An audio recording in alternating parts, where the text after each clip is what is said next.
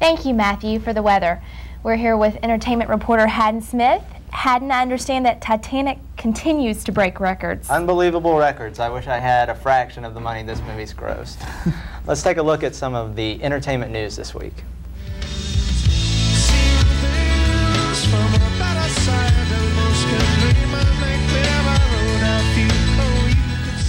Are we still number one?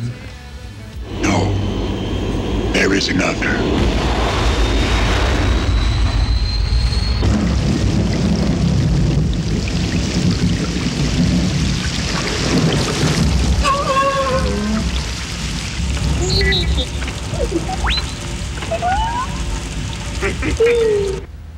How's everybody doing, Yoda? How's Luke, Much anger in him. Like his father. Really? The boy has no patience.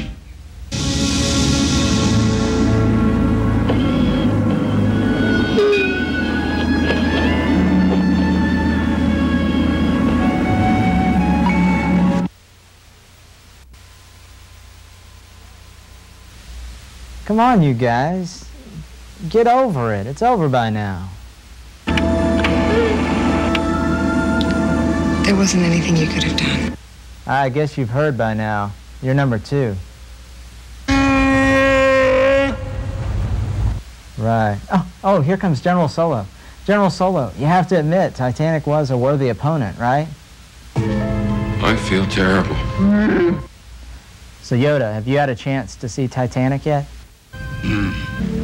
This one, a long time have I watched. Yeah, it's a long film, but if you go see it, do you think you'll be entertained? You will be. You will be. Okay, like it or not, Titanic is now the highest-grossing movie in America. The film surpassed the Star Wars record of $461 million after earning $17.5 million last weekend, bringing the new total record to $465 million. Then again, what should you expect from the most expensive film ever made? In local music news, they may not be earning millions, but the popularity of two Sanford bands is definitely on the rise. Fish Tank Jonah and Tamerlane both performed Friday night at the 5 Points Music Hall. These two bands are now starting to gather support from people outside the bubble, but they still acknowledge the fan base that got them where they are today. Majority, because just the continuous and constant support and help and encouragement. I mean, without their support, we'd be playing in front of nothing. Tamerlane released their first CD Friday night, and while it has yet to be confirmed, my sources have told me that Fish Tank Jonah is said to begin work on their next album sometime next month. Now, if you missed Friday's big show, then you definitely don't want to miss this one. Tonight, stages present singer-songwriter Alan Levi. The acoustic guitar artist will begin his performance at 9 o'clock in the food court. Now, if you're worried about getting tickets for tonight's show, have no fear. The show is free. In other entertainment news, the Academy Awards ballots have been turned in, and the big night is just around the corner. The 70th Annual Academy Awards show will air Monday night at 8 o'clock on ABC. You'll also want to be sure to catch next week's show, as we'll give you a look at some of the highlights from this year's ceremony. And finally, fans of Leonardo DiCaprio may be seeing more of the young star than he wants them to. According to recent reports, Playgirl has allegedly obtained nude photos of DiCaprio, which might be published as soon as this summer. Playgirl's editor-in-chief, Cecily Armstrong, told the New York Post that she quit because they felt that the magazine had invaded DiCaprio's right to privacy. This is not the first time Playgirl has exposed the modest. Last year, Brad Pitt made headlines when he took the magazine to court on an invasion of privacy charge. Well, thanks, Haddon, for that exciting update. Some funny stuff. Well, we'll take a look at this week's top 5, and we'll be back with sports with Amanda Backus. Robbie now. I'm in love with Robbie 6 years ago. Do you think I'd know the first thing about how hard your life has been?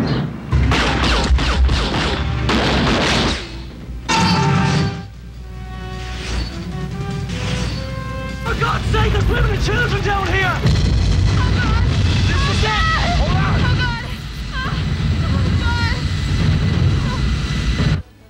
Well, a new play with a new theater company took to the stage this weekend, offering a unique look at American history. Mix a little bit of American history with a wild amount of comedy, and you get Hysteria 101. Sanford Theater professor Alan Gardner wrote and directed the hour-long comedy, which is the first to run under the South City Theater Company. It's going to perform under the flag of South City Theater Company, which is my theater company that I just started. Gardner's comedy is only the first step in his plans to further the success of his new theater company. Hopefully it'll grow, and down the road, I'd love to see an actual theater, a building that was called South City Theater Company. But Gardner isn't the only one hard at work. The actors have to work around a busy schedule of their own to get ready for the play. We have to practice in the afternoons. We don't have a really set rehearsal schedule. So while Hysteria 101 might cause you to laugh at the history of yesterday, keep in mind, it might also be making history for tomorrow. For the Channel 37 News Entertainment Report, I'm Haddon Smith.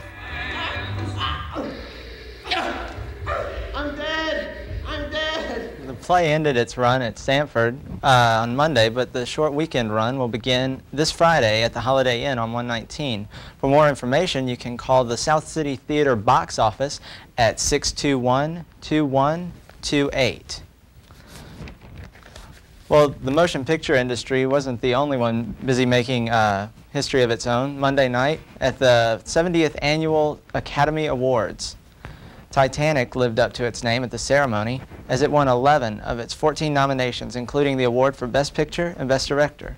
As Good as It Gets had the dynamic duo of Helen Hunt and Jack Nicholson on their side, as the picture took home 2 of the Golden Boys for Best Actor and Best Actress. Now, the winners for Best Supporting Actor and Actress seem to foreshadow the Best Screenplay Awards. Now, stay with me now. Kim Basinger won Best Supporting Actress for her performance in the Best Adapted Screenplay picture, L.A. Confidential. Okay. Then Robin Williams won Best Supporting Actor for the film Good Will Hunting, which, you guessed it, later went on to win Best Original Screenplay. According to ABC, a record number of more than 87 million viewers tuned in to watch this year's award show. And that's huge. Why, some might even say that's almost moving on. Helen Hunt had a busy day Monday, not only picking up an Academy Award, but she also finished negotiations with her Mad About You contract. Hunt and her co-star Paul Reiser agreed for at least one more season on the television sitcom. She'll get $1 million an episode for 22 episodes. No news on where the show will be slotted, but it is among the candidates to replace Seinfeld on Thursday nights next fall. Well, that's pretty much a big deal. Yeah, wow. Helen Hunt, I'm just stunned. Let me tell you, that woman is If we got $1 million an episode, you're not getting a better world. Wow, okay. I don't know about you. That's all I have to say about that one. All right. And we'll be back with a bit of sports news in just a bit. But first, so we'll take a look at the top 5. You guys do sex curtains, right? When was this if Sam Lombardo gave you the ride? Did Sam Lombardo rape you? Yeah, okay, he did. He pushed me. He's my twin, fact which has kept him alive until now. Charge them! We had some tough times in our marriage, but we worked them out. Open your eyes.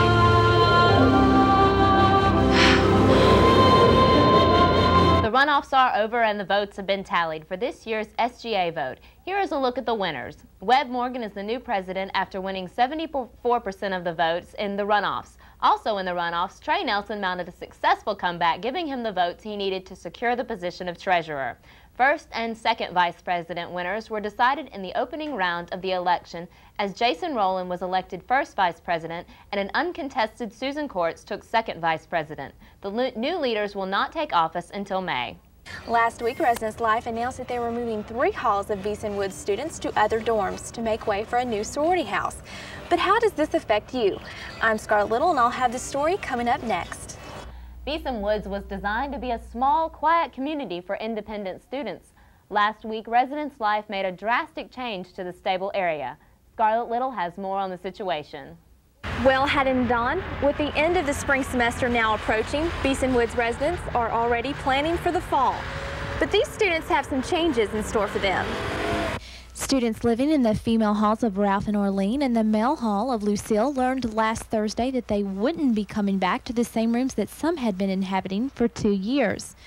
They were being pushed out to make way for the rising male enrollment and for the addition of an Alpha Omicron Pi sorority house. Beeson Woods Resident Life Coordinator John Denson explains.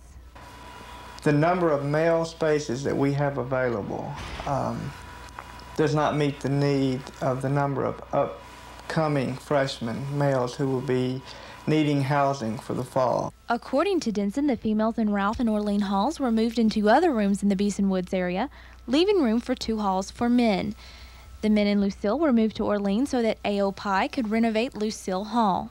Their plan is they're going to add a chapter room to the building and a glass walkway in between the building and their new chapter room.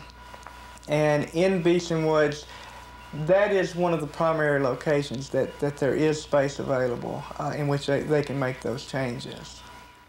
Even though Residence Life says it fixed the problem before there really was one, students still have concerns. I think they should have told us a little bit earlier, a little bit prepared us for it. I feel like we didn't really have a choice in the matter. I don't really appreciate the fact that I've been in the same residence hall for 2 years and now I've been kicked out just because they need some more guys areas, but I understand. They talked about adding on, but over here really in Beeson they told us when they came that possibility of making a big community room for everyone, which Beeson Woods doesn't have, which I don't know if that'll get done. They make a lot of promises, but that was one of them, but I don't see why they don't put the money into that. But now, if you're one of the students affected by this change, you need to go to the Residence Life office in the Student Center and look over your new room assignments. And don't worry about being with people you don't know. Denson guarantees that you will be with your roommate from this year, next year. And what does A.O. Pi think about all this? The Sisters of the Sorority issued a statement saying that they were grateful for Sanford's help, but were never really notified that Lucille would be theirs. Haddon, Dawn?